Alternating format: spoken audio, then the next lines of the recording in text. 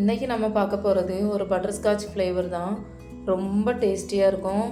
இப்போ இதில் வந்து ப்ரலைனு அப்புறம் பட்டர்ஸ்காட்ச் சாஸ் எல்லாமே நம்ம வீட்டிலையே ஹோம்மேடாக தயாரிக்கிறது தான். எதுவுமே ஆர்டிஃபிஷியல் கிடையாது.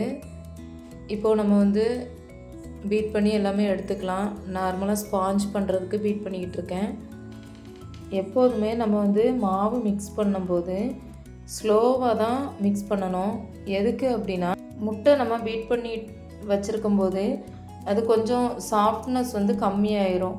அதுக்காக தான். இப்போ ஸ்பாஞ்சு வந்து ஒழுங்காகவே வராது. அதனால தான் இது வந்து நம்ம பெர்ஃபெக்டாக ஸ்பாஞ்சு எல்லாமே ரெடி பண்ணி எடுத்தாச்சு. நம்ம ஹோம்மேடாக தயாரித்த ப்ரலைனு அப்புறம் சாஸு எல்லாமே ஒன் பை ஒன்னாக நம்ம வந்து ஆட் பண்ணிக்கலாம்.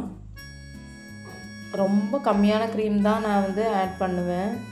எல்லா கேக்குக்குமே அப்படி தான்.